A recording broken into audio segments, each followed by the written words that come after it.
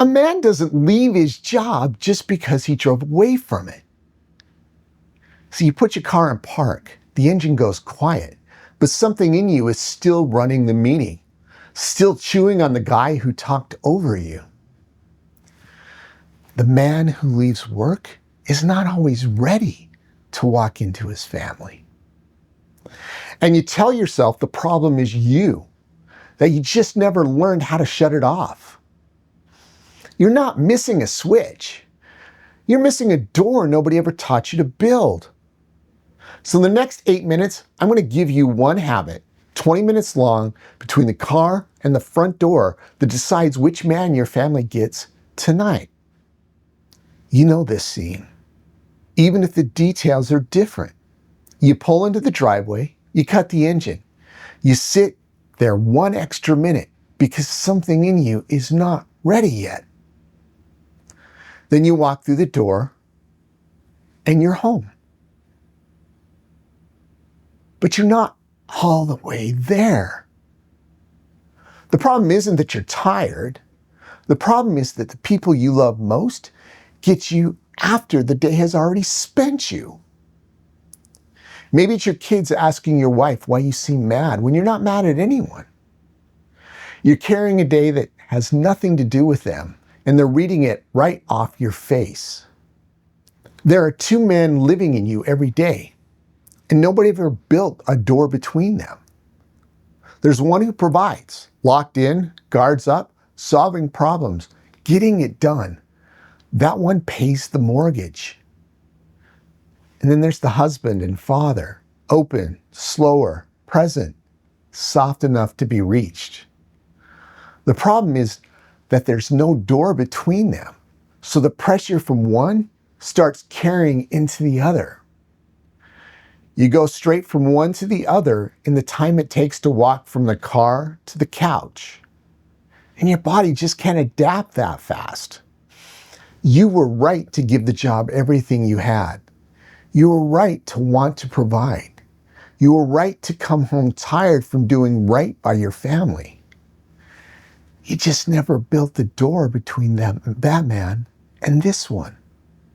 2 researchers who studied exactly this, Matthew Piszczek and Christy McAlpine, looked at what's happening to people who started working from home and consequently lost the drive home.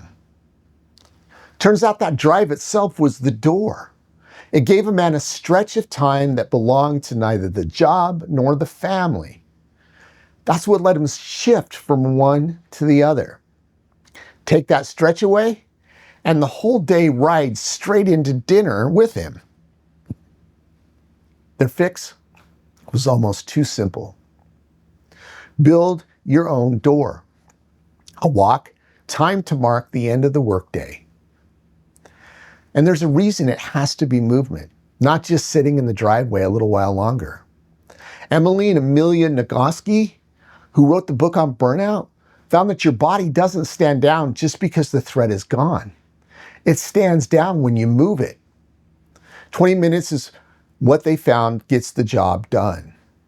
This isn't self-care, it's the door. Here's what happens when the door never gets built. Your kids learn to read your face from the driveway. Your wife stops asking you how your day was. She learned to watch first and see what kind of night it's going to be.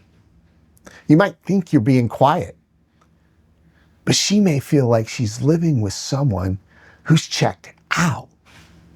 A family shouldn't have to brace for the person they love the most walking through the door. Now, that's not because you're a bad man. It's because pressure trained you to disconnect, and nobody ever handed you a way to switch it back off when you walked in. You're not broken, you're building. Stay at it. So here's the move.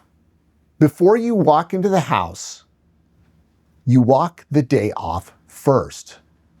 20 minutes around the block, wherever you are. No phone in your hand, no call to take, just you and the pavement. The first few minutes, the day's going to keep playing in your head. Let it. That's the day finally leaving your body the way it was built to leave, through your legs, not through your family. Now, somewhere around minute 10, you'll feel your shoulders come down. Your jaw lets go. The day moves from inside you to behind you. And that's why the 20 minutes between the car and the front door decide which man walks through it. By the last corner, the meeting's over. The guy who talked over you is not walking in the door with you anymore.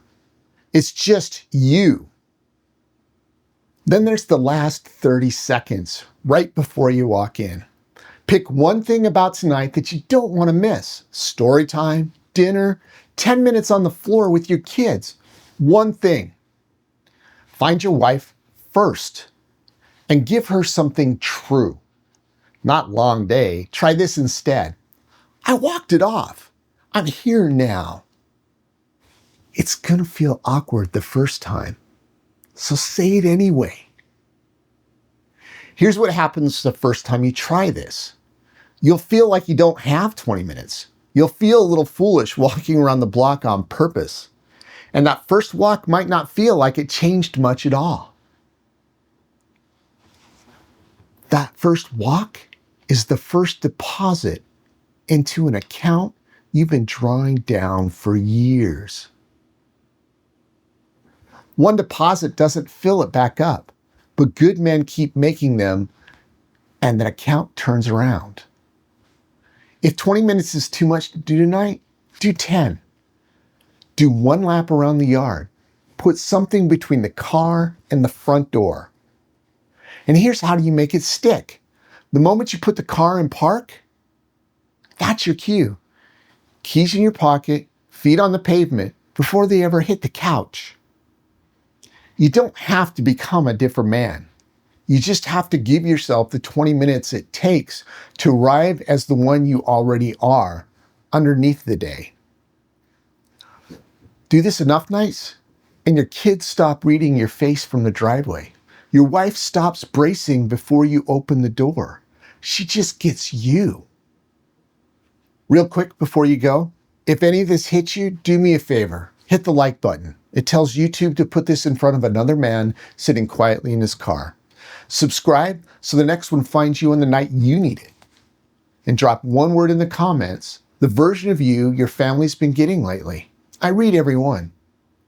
And if you know a good man carrying the whole day home, send him this.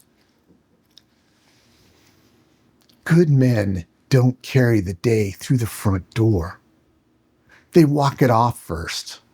So tonight, leave the day on the sidewalk, and as always, guard what matters.